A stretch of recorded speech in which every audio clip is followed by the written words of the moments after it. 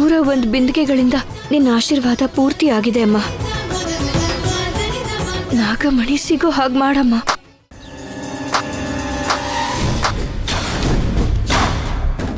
ಮಳ್ಳಿ ಮಳ್ಳಿ ಮಂಚಕ್ಕೆಷ್ಟು ಕಾಲು ಅಂದ್ರೆ 3 ಮತ್ತೊಂದು ಅಂದ್ರಂತೆ.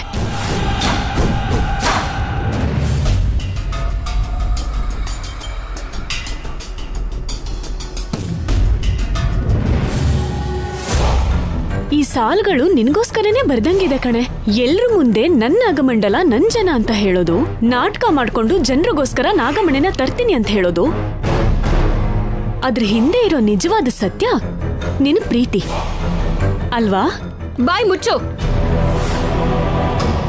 ಏನೇ ಹೇಳ್ತಿದ್ಯಾ? ಏಯ್, ಜೋರಾಗಿ ಕೂಗಿ ಸತ್ಯನ ಮುಚ್ಚಿಡ್ಬೋದು ಅನ್ಕೊಂಡ್ರೆ ನನ್ಗೆ ನಿನ್ಗಿಂತ ಜೋರಾಗಿ ಕೂಗೋದಕ್ ಬರುತ್ತೆ. ಹುಷಾರು. ಮನ್ಸಲ್ಲಿ ಇಷ್ಟು ಕೊಳಕಿಟ್ಕೊಂಡು ಏನೇನೋ ಪೂಜೆ ಮಾಡೋದು, ಅದೆಷ್ಟೋ ದೇವ್ರಿಗೆ ಪೂಜೆ ಮಾಡಿದ್ರೂ ನೀನ್ ಅನ್ಕೊಂಡಿದ್ ಮಾತ್ರ ನೆರವೇರಲ್ಲ. ನೆನಪಿಟ್ಕೋ. ಮಲಿನ ಆಗಿರೋ ಮನಸ್ಸು ನಂದ? ಮಲಿನ ಆಗಿರೋದು ನನ್ ಮನಸ್ಸಲ್ವೇ, ನಿಮ್ ಕುಟುಂಬದವ್ರಿಗಿರೋ ಸ್ವಾರ್ಥ ಬುದ್ಧಿ. ಇಲ್ಲೇ ಇರ್ತೀನಿ ಅಂತ ಹೇಳಿದ್ಲಲ್ವಾ, ಇವಾಗ ಎಲ್ಲ ಹೋದ್ಲು ಪುಣ್ಯ? ಯಪ್ಪಾ, ಆ ಬುದ್ಧಿಯಿಂದಾನೆ ನಿಮ್ಮಮ್ಮ ನಿಮ್ಮ ಮಾವ ನಮ್ಮಮ್ಮನಿಂದ ನನ್ನ ದೂರ ಮಾಡಿದ್ರು. ಅದೇ ಸ್ವಾರ್ಥದಿಂದಾನೆ ಮಾಲ ಕಾಣಿಸ್ದೇ ಇರೋ ಹಾಗೆ ಮಾಡಿದ್ರು. ನಾಗಮಣಿನ ತಗೋಬೇಕು ಅನ್ನೋ ಸ್ವಾರ್ಥದಿಂದ ಎಷ್ಟೋ ಜನರ ಸಾವಿಗೆ ಕಾರಣ ಆಗಿದ್ದೀರಾ ನೀವು. ನಿಮ್ಮಮ್ಮನ್ನ ಸಾಯಿಸೋದನ್ನ ನೀನ್ ನೋಡಿದ್ಯಾ? ಸುಮ್ನೆ ಅಪವಾದ ಮಾಡಿದ್ರೆ ನಾಲ್ಗೆ ಸೀಳ್ ಬಿಡ್ತೀನಿ. ದೊಡ್ಡವ್ರು ಹೇಳೋ ಥರ ಅವ್ರವ್ರ ಕೆಲ್ಸನ ಅವ್ರವ್ರೇ ಮಾಡ್ಬೇಕು. ಯಾರ್ಯಾರನ್ನ ಎಲ್ಲಿಡ್ಬೇಕೋ ಅಲ್ಲೇ ಇಡ್ಬೇಕು. ಅದ್ ಗೊತ್ತಿಲ್ದೆ ನಮ್ ಭಾವ ನೀನ್ ತುಂಬಾ ಒಳ್ಳೆವಳು, ತ್ಯಾಗಮಯಿ ಅನ್ಕೊಂಡು ನಿನ್ ಹಿಂದೆನೆ ಬಿದ್ದಿದ್ದಾನೆ. ಬಣ್ಣ ಬದಲಾಯಿಸೋ ಊಸರವಳ್ಳಿ ನೀನು. ನಿನ್ ಹುಟ್ಟು ಸರಿ ಇಲ್ಲ, ನೀನ್ ಬೆಳೆದಿರೋ ರೀತಿನೂ ಸರಿ ಇಲ್ಲ.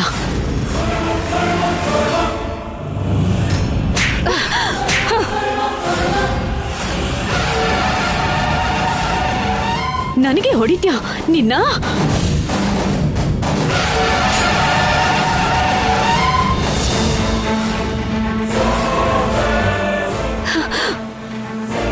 ಬೆಕ್ಕನ್ನು ಕೂಡ ರೂಮಲ್ಲಿ ಕೂಡ್ ಹಾಕಿ ಹೊಡೆದ್ರೆ ಹುಲಿ ತರ ತಿರುಗಿ ಬೀಳತ್ತೆ.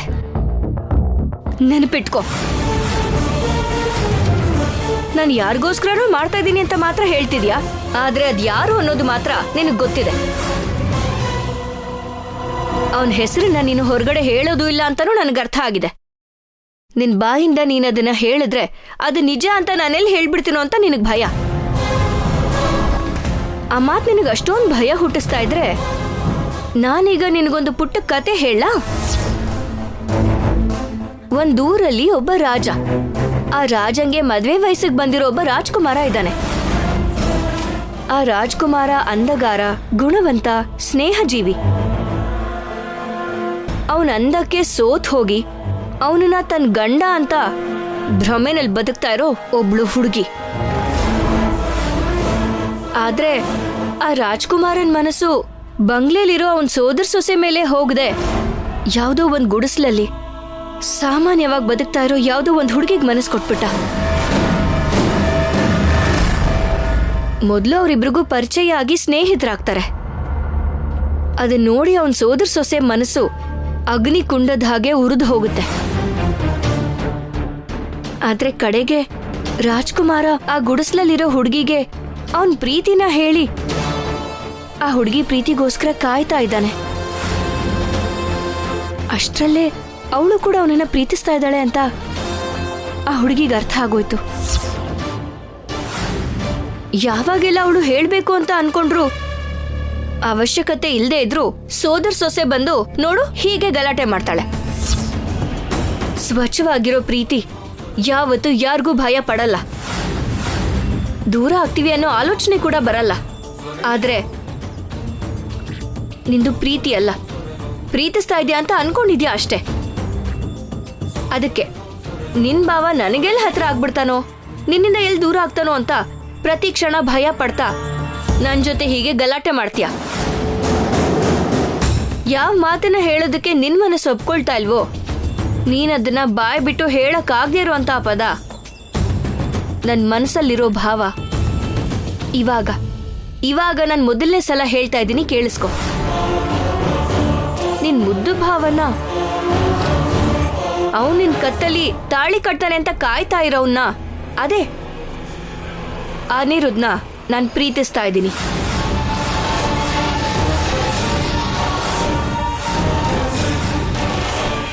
ನನ್ನ ಮನಸ್ಪೂರ್ತಿ ಅನಿರುದ್ಧ ಬಗ್ಗೆ ಪ್ರೀತಿ ಇದೆ. ಅನಿರುದ್ಧ ನನ್ನ ಪ್ರಾಣ, ಅನಿರುದ್ಧ ನನ್ನ ಜೀವನ, ಅನಿರುದ್ಧೇ ನನ್ನ ಬದುಕು. ಅವನ ಜೊತೆನೆ 7 ಹೆಜ್ಜೆನೂ ಇಡ್ತೀನಿ, 3 ಗಂಟೆನೂ ಹಾಕಿಸ್ಕೊತೀನಿ. ಇದುವರೆಗೂ ನಾನು ಈ ಮಾತನ್ನ ಅನಿರುದ್ಧ ಹತ್ರನೂ ಹೇಳಿಲ್ಲ, ನಿನ್ನ ಹತ್ರನೂ ಹೇಳ್ತಾ ಇರ್ಲಿಲ್ಲ. ನಿನ್ ವರ್ತನೆಯಿಂದ, ನೀನ್ ಆಡಿದ ಮಾತುಗಳಿಂದ ಈ ವಿಷಯ ನಿನಗೆ ಹೇಳ್ಬೇಕಾಗ್ ಬಂತು. ಥೂ, ನಿನ್ ಜನ್ಮಕ್ಕಿಷ್ಟು ನಿಶ್ಚಿತಾರ್ಥ ಆಗಿ ಮದ್ವೆ ಮಂಟಪದ ತನಕ ಬಂದಿರೋ ನಮ್ ಮದ್ವೆನ ಯಾರು ನಿಲ್ಸಕ್ಕಾಗಲ್ಲ. ನಿಶ್ಚಿತಾರ್ಥ ಆದ್ಮೇಲೆ ಮದ್ವೆ ಆದ ಹಾಗೇನೆ. ಅಂದ್ರೆ ಬೇರೆಯವ್ರ ಗಂಡನ್ನ ಪ್ರೀತಿಸೋದಕ್ಕೆ ನಿನ್ಗೆ ನಾಚಿಕೆ ಆಗಲ್ಲ? ಅಷ್ಟಕ್ಕೂ ನಿನಗಂದು ಏನ್ ಪ್ರಯೋಜನ? ಮರ ಹೇಗಿರುತ್ತೋ ಆ ಮರದಲ್ಲಿ ಬಿಡೋ ಕಾಯಿ ಕೂಡ ಹಾಗೆ ಇರುತ್ತೆ. ಮರದ ತರನೇ ಕಾಯಿ. ನೋಡು, ನೀನು ನನ್ನಂಥವ್ರನ್ನ ತುಂಬಾ ಜನರನ್ನ ನೋಡಿರ್ಬೋದು, ಆದ್ರೆ ನನ್ನನ್ನು ನೋಡಿಲ್ಲ. ನೀನ್ ಮಾತ್ರ ಅಲ್ಲ, ನಿನ್ನ ದೇವ್ರು ಆ ನಾಗಮ್ಮ ಬಂದ್ರೂ ನನ್ನನ್ನ ನನ್ನ ಭಾವನಿಂದ ದೂರ ಮಾಡಕ್ಕಾಗಲ್ಲ.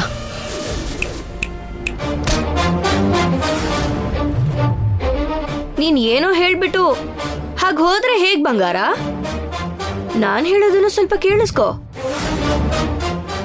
ಬೆಳೆ ಎಲ್ಲ ಮನೆಗ್ ತಲುಪಿ ಊರಲ್ಲಿರೋ ಜನರೆಲ್ಲ ಸಂತೋಷವಾಗಿರುವಂತ ಮಕರ ಸಂಕ್ರಾಂತಿ ದಿನ ಅನಿರುದ್ಧ ಕಣ್ಗಳಲ್ಲಿ ನಾನು ಯಾವ ಮಾತನ್ನ ಹೇಳಿದ್ರೆ ಸಂತೋಷ ಕಾಣಿಸತ್ತೋ ಆ ಮಾತನ್ನ ನಾಗಮಣಿನ ಸಂಪಾದಿಸಿ ಚೌಡಮ್ಮ ಗುಡಿ ಹತ್ರ ಅದನ್ನ ಪ್ರತಿಷ್ಠಾಪಿಸಿ ಊರವ್ರೆಲ್ರ ಮುಂದೆನೂ ನನ್ನ ಮನ್ಸಲ್ಲಿರೋ ಮಾತನ್ನ, ಅದೇ ನಾನು ಅನಿರುದ್ಧನ ಪ್ರೀತಿಸ್ತಾ ಇರೋದನ್ನ ಅನಿರುದ್ಧಗೆ ಹೇಳ್ತೀನಿ. ಅದನ್ನ ನಡೆಯೋದಕ್ಕೆ ನಾನ್ ಬಿಡಲ್ಲ. ಅದೇ ನಡೆಯತ್ತೆ, ನಡ್ದೇ ನಡೆಯತ್ತೆ.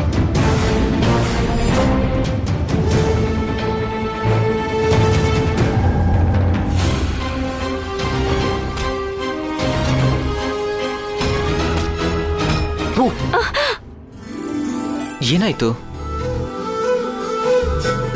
ತಾಯಿ? ಪುಣ್ಯ, ಮತ್ತೆ ಶುರು ಮಾಡಿದ್ಯಾ? ರಾತ್ರಿ ತಾನೇ ಹೇಳಿದ್ದೀನಿ ಅಮ್ಮನವರಿಗೆ 101 ಬಿಂದಿಗೆ ಅಭಿಷೇಕ ಮಾಡಿಸ್ಬೇಕು ಅಂತ. ಆಗ್ಲೇ ಮಾಡೋ ಬಿಟ್ಯಾ? ಮೊದ್ಲೇ ನಿನ್ ದೊಡ್ಡ ಭಕ್ತೆ ಅಲ್ವಾ, ನಿಂಗೊಂದು ದೊಡ್ಡ ನಮಸ್ಕಾರ. ಮುಂದಿನ ಸಲ ಏನಾದ್ರೂ ಅಮ್ಮನವರಿಗೆ 101 ಬಿಂದಿಗೆ ಅಭಿಷೇಕ ಮಾಡಿಸ್ಬೇಕು ಅನ್ಸಿದ್ರೆ ನನಗೂ ಹೇಳು, ನಾವಿಬ್ರು ಸೇರಿ ಅಭಿಷೇಕ ಮಾಡೋಣ. ಅಂದ್ರೆ ಈಗ ನಾನು ನೀನು ಒಬ್ರೇ ಅಲ್ವಾ? ಹೇ, ಏನಂದೆ? ಏನೂ ಇಲ್ವಲ್ಲ, ಏನಿಲ್ಲ.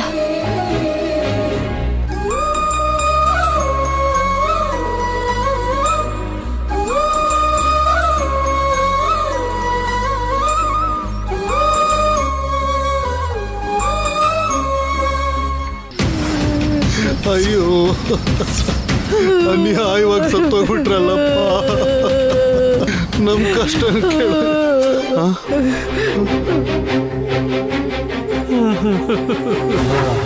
ನೋಡಿ ಸ್ವಾಮಿ ಏನಾಗಿದೆ ಅಂತ.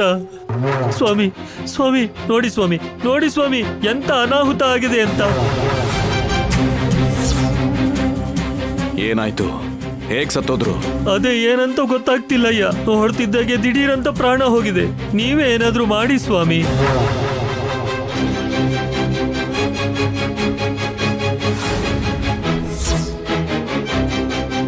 ಹೌದಣ್ಣ, ನಾಗಮಂಡಲದಲ್ಲಿ ಈ ಥರದ ಸಾವುಗಳು ತುಂಬಾನೇ ನಡೀತಾ ಇದೆ. ನಮ್ಮ ಹರಿನಗರದಲ್ಲಿ ಈ ಥರದ ಸಾವುಗಳು ನಡೀಬಹುದು ಅನ್ನೋ ಭಯ ನನ್ನೂ ಕಾಡ್ತಾ ಇದೆ. ಅನುಮಾನ ಅಲ್ಲ ಭದ್ರ, ನಿಜಾನೇ. ಬೆಂಕಿ ಇಲ್ದೆ ಹೊಗೆ ಬರಲ್ಲ. ಇಷ್ಟೊಂದು ಮರಣ ಸಂಭವಿಸ್ತಿದೆ ಅಂದ್ರೆ ಇದ್ರ ಹಿಂದೆ ದುಷ್ಟಶಕ್ತಿ ಕೈವಾಡ ಇದ್ದೇ ಇರುತ್ತೆ. ಆ ತಾಯಿಯ ಕೋಪ ಕಡಿಮೆಯಾಗಿ ಸಾವು ನಿಲ್ಬೇಕು ಅಂದ್ರೆ ನಾಗಮಂಡಲಕ್ಕೆ ನಾಗಮಣಿ ಸಿಗ್ಬೇಕು. ನಾಗಮಣಿ ಕದ್ದಿದ್ದಾರೆ ಅನ್ನೋ ಆರೋಪ ನಮ್ಮ ಮೇಲಿಂದ ಹೋಗ್ಬೇಕು ಅಂದ್ರೆ ನಾವೇ ನಾಗಮಣಿನ ನಾಗಮಂಡಲಕ್ಕೆ ಸೇರಿಸ್ಬೇಕು. ಇವ್ರು ಯಾವುದೋ ಯೋಜನೆ ಹಾಕ್ಕೊಂಡೇ ಬಂದಿರೋ ಹಾಗಿದ್ದಾರೆ. ನಾಗಮಣಿನ ಅನಿರುದ್ಧ್ ಮತ್ತೆ ಪುಣ್ಯ ಮಾತ್ರ ಸಾಧಿಸೋದಿಕ್ಕೆ ಸಾಧ್ಯ ಅಂತ ಗುರುಗಳು ಹೇಳಿದ್ದಾರೆ. ಅವರಿಗೆ ನಾವು ಸಹಾಯ ಮಾಡಬೇಕು. ಬೇಡ ಅಣ್ಣ, ನೀವಿಷ್ಟು ಸಮಯ ಮಾಡಿದ್ದು ಸಾಕು. ಒಂದು ಸಲ ಮಾಡಿದ ತಪ್ಪನ್ನ ನಾನ್ ಮತ್ತೆ ಮತ್ತೆ ಮಾಡಲ್ಲ. ನಮ್ ಹಣೆ ಬರ ನಾವು ಅನುಭವಿಸ್ತೀವಿ. ನಮ್ಗೋಸ್ಕರ ನೀವು ಕರುಣೆ ತೋರಿಸೋ ಅವಶ್ಯಕತೆ ಇಲ್ಲ. ನಮ್ಮನ್ನ ಬಿಟ್ಬಿಡಿ. ಏಯ್, ಏನ್ ಮಾತಾಡ್ತಾ ಇದೀಯಾ?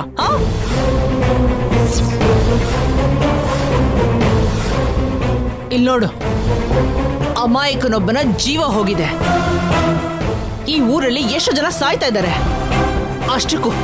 ಅಷ್ಟಕ್ಕೂ ಪ್ರಾಣದ ಬೆಲೆ ಏನಂತ ಗೊತ್ತಾ ನಿನಗೆ? ನಮ್ಮೂರವರಾದ್ರೂ ಸರಿ, ನಿಮ್ಮೂರವರಾದ್ರೂ ಸರಿ, ಜೀವ ಎಲ್ಲಾರ್ದು ಒಂದೇ. ಸ್ವಲ್ಪ ಮನುಷ್ಯ ತರ ಯೋಚನೆ ಮಾಡಿ. ನೀವು ಮನುಷ್ಯರ ಪ್ರಾಣದ ಬೆಲೆ ಬಗ್ಗೆ ಮಾತಾಡ್ತಾ ಇದ್ರೆ ದೆವ್ವಗಳು ವೇದ ನುಡ್ದಂಗಿದೆ. ನೀವು ನಾಗಮಣಿನ ಕದಿಬೇಕು ಅಂತ ನೋಡಿದ್ರಲ್ವಾ? ಏಯ್, ನಾಗಮಣಿ ನಮ್ಮ ಹತ್ರ ಇಲ್ಲ. ನೀವು ಮಾತಾಡ್ತಿರೋದ್ರಲ್ಲಿ ತಪ್ಪಿಲ್ಲ. ನಾಗಮಣಿನ ನಾವು ಪಡ್ಕೋಬೇಕು ಅಂತಿದ್ದಿದ್ದು ಸತ್ಯನೇ. ಅದಕ್ಕೆ ನೀವು ಎಷ್ಟೇ ನಿಂದನೆ ಮಾಡಿದ್ರು ನಾವು ತಡ್ಕೋತಾ ಇದ್ದೀವಿ. ಇಲ್ಲ ಅಂದಿದ್ರೆ ನಿಮ್ ತಲೆ ಕಡ್ದು ತೋರಣ ಹಾಕ್ಬಿಡ್ತಿದ್ದೆ. ಒಂದು ಮಾತು ಮಾತ್ರ ನಿಜ ಪುಣ್ಯ, ಈಗಷ್ಟೇ ಗುರುಗಳನ್ನ ಭೇಟಿ ಮಾಡ್ಕೊಂಡು ಬಂದಿದ್ದೀವಿ. ಅವರು ಮುಂದೆ ನಡೆಯೋ ಅನರ್ಥನ ಹೇಳಿದ್ರು. ಅವ್ರು ಹೇಳೋ ಪ್ರಕಾರ ಈ ತರ ಇನ್ನೂ ಅನರ್ಥಗಳಾಗುತ್ತೆ. ಅದೇ ಈ ಎರಡೂ ಊರಿನ ನಾಶಕ್ಕೆ ನಾಂದಿ ಎಂದು ಹೇಳಿದ್ರು. ಅದನ್ನ ತಡಿಬೇಕು ಅಂದ್ರೆ ನಿಮ್ಮಿಬ್ರು ಕೈಯಿಂದ ವಾಯುಪುತ್ರನಿಗೆ ಪೂಜೆ ಮಾಡಿಸ್ಬೇಕು ಅಂತ ಹೇಳಿದ್ರು. ಅವನೇ ನಾಗಮಣಿಗೆ ದಾರಿ ತೋರಿಸ್ತಾನಂತೆ. ಆದ್ರೆ ನಿಮ್ಮ ಮಾತುಗಳನ್ನ ನಂಬೋ ಸ್ಥಿತಿಲಿ ನಾವಿಲ್ಲ. ನಂಬೇಕು, ನಂಬಲೇಬೇಕು. ಯಾಕಂದ್ರೆ ಪುಣ್ಯ ಜೊತೆ ಸೇರಿದ್ರೆ ನನ್ನ ಮಗನ್ ಪ್ರಾಣ ತೆಗಿಬೇಕು ಅನ್ಕೊಂಡಿರೋ ನಾನು ಈಗ ಅದೇ ಪುಣ್ಯ ಜೊತೆ ಸೇರ್ಕೊಂಡು ಪೂಜೆ ಮಾಡಿಸೋದಿಕ್ಕೆ ಸಿದ್ಧವಾಗಿದ್ದೀನಿ. ಇದು ಕೇವಲ ಅಮಾಯಕ ಪ್ರಜೆಗಳ ಪ್ರಾಣ ಹೋಗ್ತಿದೆ. ಅದನ್ನ ತಡೆಯೋದಿಕ್ಕೆ ಬಿಟ್ರೆ ಇದರಲ್ಲಿ ಯಾವುದೇ ತಂತ್ರ ಕುತಂತ್ರಗಳು ಇಲ್ಲ. ಯೋಚನೆ ಮಾಡಿ. ನಾನು ಹಾಕಿರೋ ಪ್ಲಾನ್ ಎಲ್ಲಿಂದ ಎಲ್ಲಿಗೆ ಹೋಗ್ತಾ ಇದೆ? ಅಷ್ಟಕ್ಕೂ ಇವ್ರು ಸಾಯೋದು ಅಂದ್ರೆ ಏನು? ಪುಣ್ಯ ಮತ್ತೆ ಭಾವ ಸೇರಿ ಪೂಜೆ ಮಾಡೋದಂದ್ರೆ ಏನು? ಅಲ್ಲ, ನಮ್ಮಮ್ಮಂಗೆ ಏನಾಗಿದೆ? ಅವರಿಬ್ರನ್ನ ಒಂದು ಮಾಡ್ತಿದಾರಲ್ಲ. ನನ್ನ ಅಳಿಯ ಮತ್ತೆ ಪುಣ್ಯ ಇಬ್ರು ಸೇರಿ ಈ ಸಮಸ್ಯೆಗೆ ಪರಿಹಾರ ಏನು ಅಂತ ತೋರಿಸ್ತಾರೆ. ಇದೊಂದು ಸಾರಿ ನಮ್ಮನ್ನ ದಯವಿಟ್ಟು ನಂಬಿ ಅವರಿಬ್ಬರಿಗೂ ಪೂಜೆ ಮಾಡಕ್ ಬಿಡಿ. ಅಮ್ಮ, ಪರ್ಣಿಕಾ, ನೀನ್ ಸುಮ್ನಿರು. ನಿನ್ ಗೊತ್ತಾಗಲ್ಲ, ನಡಿಬೇಕಾಗಿರೋದು ದೈವತಾ ಕಾರ್ಯ. ಮನಸ್ಸಿಗೆ ಕಷ್ಟ ಆದ್ರೂ ಮಾಡಬೇಕು.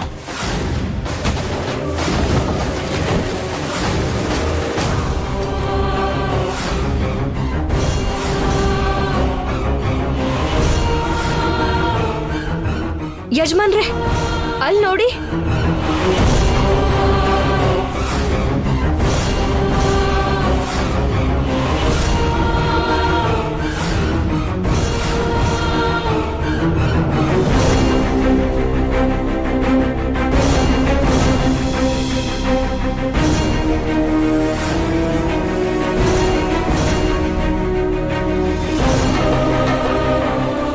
ಆಗೋಯ್ತು, ಆಗ್ಬಾರ್ದೆಲ್ಲ ಆಗೋಯ್ತು.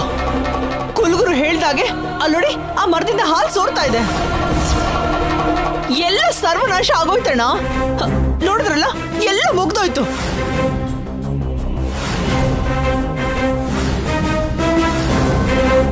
ಅಣ್ಣ, ಇನ್ನು ಟೈಮ್ ಇಲ್ಲ ಅಣ್ಣ. ಈಗಿಂದಿಗ್ಲೇ ಅನಿರುದ್ಧು ಪುಣ್ಯ ಜೊತೆ ಹೋಗಿ ಆಂಜನೇಯಂಗೆ ಪೂಜೆ ಮಾಡಬೇಕು. ಪ್ರೆಸಿಡೆಂಟ್ ಅವರೇ, ಊರಿಗೆ ದೊಡ್ಡವರು ನೀವೇ. ತಂದೆ ಸ್ಥಾನದಲ್ಲಿ ನಿಂತು ಸರಿಯಾದ ನಿರ್ಣಯ ತಗೊಳ್ದೇ ಹೋದ್ರೆ ನಡೆಯೋ ಪರಿಣಾಮನ ಊಹಿಸ್ಕೊಳ್ಳಕ್ಕಾಗಲ್ಲ. ಒಬ್ಬ ತಂದೆ ಸರಿಯಾದ ನಿರ್ಣಯ ತಗೊಳ್ದೇ ಹೋದ್ರೆ ಮಗನ್ ಜೀವನ ಹಾಳಾಗುತ್ತೆ. ಅದೇ ಒಬ್ಬ ಪ್ರೆಸಿಡೆಂಟ್ ಸರಿಯಾದ ನಿರ್ಣಯ ತಗೊಳ್ದೇ ಹೋದ್ರೆ ಇಡೀ ಊರೇ ನಾಶ ಆಗುತ್ತೆ. ನೀವೇ ಯೋಚನೆ ಮಾಡಿ. ದಹನ ಸಂಸ್ಕಾರಕ್ಕೆ ಏರ್ಪಾಡು ಮಾಡ್ಕೊಳ್ಳಿ. ಬಾಭದ್ರ, ನಿಂತ್ಕೊಳ್ಳಿ. ನೀವು ಮಾಡಿಸ್ಬೇಕು ಅಂತಿರೋದು ಪೂಜೆನೇ ಅಲ್ವಾ? ಅದು ಕೂಡ ಈ ಜನರು ಪ್ರಾಣಕ್ಕೋಸ್ಕರ. ಅದರಲ್ಲಿ ತಪ್ಪು ಹುಡ್ಕೋದು ಒಳ್ಳೇದಲ್ಲ. ತಕ್ಷಣ ನೀವು ಹೇಳ್ದಾಗೆ ಪೂಜೆಗೆ ಏರ್ಪಾಟ್ ಮಾಡಿಸೋಣ. ನೋಡಿ, ಎಲ್ರೂ ಆ ಕೆಲಸ ನೋಡಿ ಹೋಗಿ. ತುಂಬಾ ಒಳ್ಳೆ ನಿರ್ಧಾರ ತಗೊಂಡಿದ್ದೀರಾ, ಸಂತೋಷ. ಬನ್ನಿ ಎಲ್ಲ.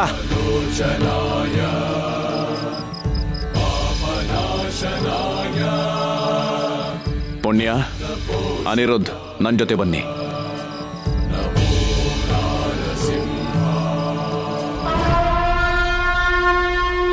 ಏನಮ್ಮ ಇವತ್ತು ನಿನ್ ಕೈಯಾರೇನೆ ಅವ್ರ ಹತ್ರ ಪೂಜೆ ಮಾಡಿಸ್ತಿದ್ಯಾ? ನಾಳೆ ನಿನ್ ಕೈಯಾರೇನೆ ಹಾಲಿನ ಗ್ಲಾಸ್ ಕೊಟ್ಟು ಅವ್ರಿಬ್ರು ಶೋಭನ ಕಳಿಸ್ತೀಯಾ ಹೇಗೆ? ಹುಚ್ಚುಡುಗಿ,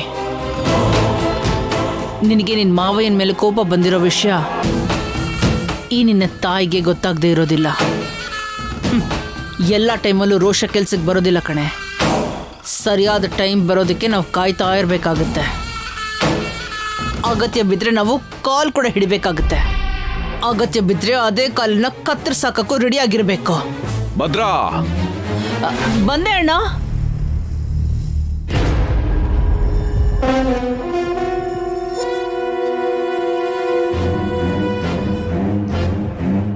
ನಾಗಮಣಿ ನಾಗನಿಧಿಗೋಸ್ಕರ ಅಮ್ಮ ಮತ್ತೆ ಮಾವಯ್ಯ ಸೇರಿ ಏನೋ ಹೊಸ ಪ್ಲಾನ್ ಮಾಡಿದ್ದಾರೆ. ಇಲ್ಲ ಅಂದ್ರೆ ಆ ಮರಕ್ ಹಾಲಿ ಇರೋದು ಅಂದ್ರೆ ಏನು? ಅಮ್ಮ, ನಿನ್ನ ಸ್ವಾರ್ಥಕ್ಕೋಸ್ಕರ ನನ್ ಜೀವನನ ಪಣಕ್ಕಿಡ್ತಿದ್ಯಾ? ಈ ಪೂಜೆ ನಡೆಯಕ್ ನಾನ್ ಬಿಡಲ್ಲ.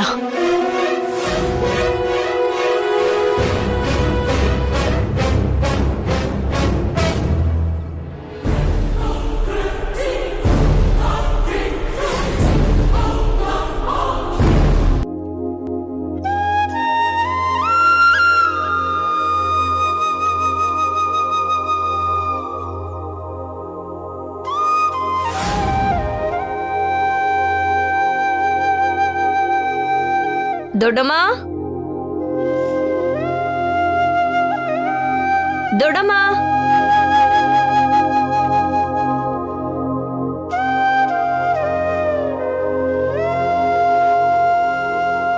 ದೊಡ್ಡಮ್ಮ, ದೊಡ್ಡಮ್ಮ.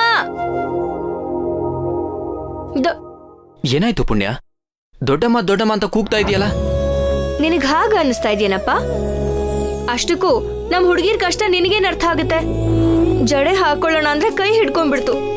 ಪೂಜೆ ಮಾಡೋದಕ್ಕೆ ಸಮಯ ಬೇರೆ ಆಗ್ತಿದೆ. ಅಷ್ಟಕ್ಕೂ ದೊಡ್ಡಮ್ಮನೇ ಇಲ್ವಲ್ಲ, ಈಗ ಜಡೆ ಹೇಗೆ ಹಾಕೊಳ್ಳೋದು? ಈ ಕೆಲಸ ಮಾಡಕ್ಕೆ ದೊಡ್ಡಮ್ಮ ಬೇಕಾ? ನಾನ್ ಮಾಡಕ್ಕಾಗಲ್ವಾ? ಏನಂದೆ? ನೀನಾ?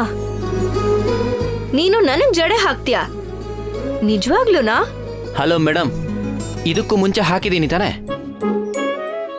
5 ನಿಮಿಷದಲ್ಲಿ ಎಲ್ಲರಿಗಿಂತ ಚೆನ್ನಾಗಿ ಜಡೆ ಹಾಕ್ತೀನಿ. ನೀನ್ ಹೂವನ್ನು ನೀನ್ ಆಶ್ಚರ್ಯ ಪಡೋ ತರ ಜಡೆ ಹಾಕ್ತೀನಿ. ಹೌದಾ? ಹೌದು, ಕೂತ್ಕೋ.